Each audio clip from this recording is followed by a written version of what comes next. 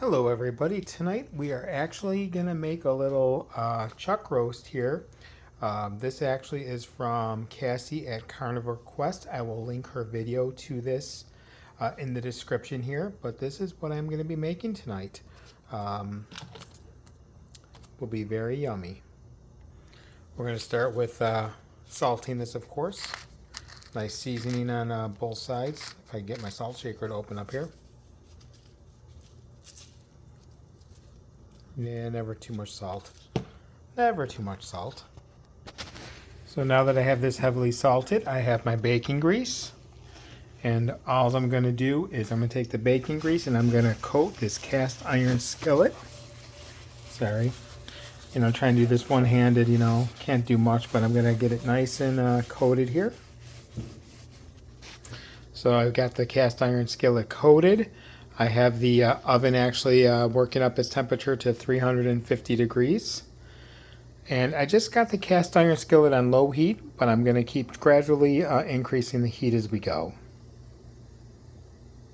So now while this is heating up slowly, this is just 3 simple ingredients. It's the chuck roast, it's the salt, well maybe 4, bacon grease, and then there's going to be 3 cups of water as well added to this at the very end.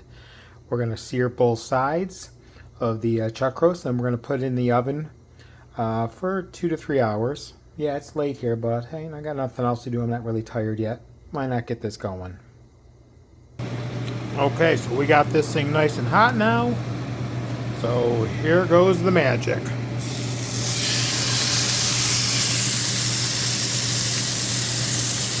Gonna let that sear for a few minutes on each side. Get that smoke going. Oven's preheated.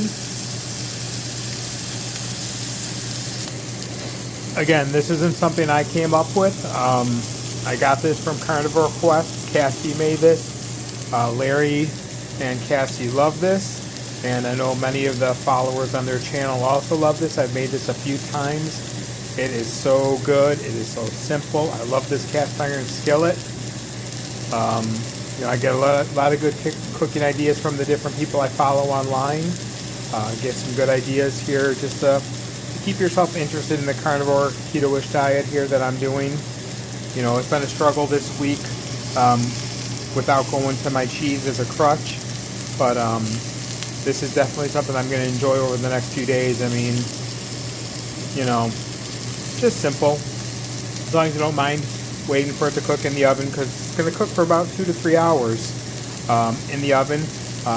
After it's seared, I'm going to pour 3 cups of water in there. And we're going to cover it up with some foil and just place it in the oven and let it do its thing. Of course, we're going to make sure we get all the sides of this as well.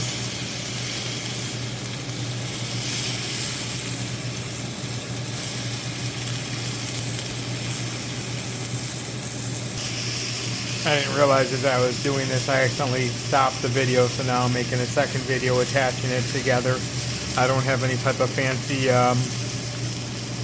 machine or fancy apps where these are like edited professionally, so I apologize everybody. Simple phone camera is doing all this for me. Smells fantastic already. Just did a flip, and we got some nice sear on that side here. I could have used a little more sear, but it's okay. It'll go down.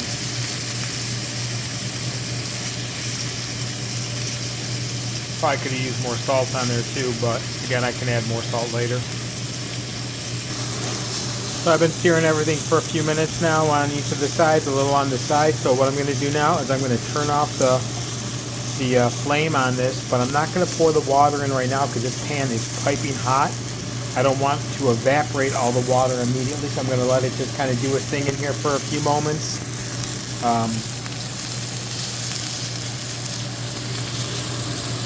And worst case, even if I have to, I can always add a little bit more water into this cooking if I need to, or even just now when I do this. And all this water is going to be a nice au jus when it's all said and done with as well here. A nice little sauce, nutritious. So that's 3 cups of water in there. Might have poured it in a little bit too quick here. I may have to pour a little bit more in before I put it in the oven, but we'll see. I'll keep an eye on it. Just doing its thing there. Water hasn't really subsided too much, so again, maybe just like a quarter cup or a little bit more. Maybe I'll put in there. It's not going to hurt it. Not going to do anything, because what's going to happen is when I cover it up with the foil, it'll cook it. It'll kind of steam it and cook it in there. But that looks nice and calm now. Let's cover this bad boy up. Note to self: when putting foil on a piping hot cast iron skillet, make sure you put on some oven mitts maybe so you don't burn your hand like I just did. Nothing major, I'll live. And there she goes. See you in a couple hours. And after hours of cooking, ooh, that's hot. And that's hot, but there she is.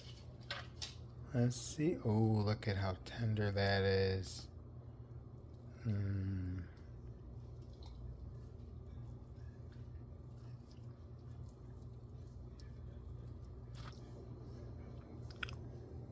Oh, looks good. Can't be too hot to eat now. Let this cool off, put in the fridge, and we are done. Again, I will link the description or the original video of this into the description. Have a good night.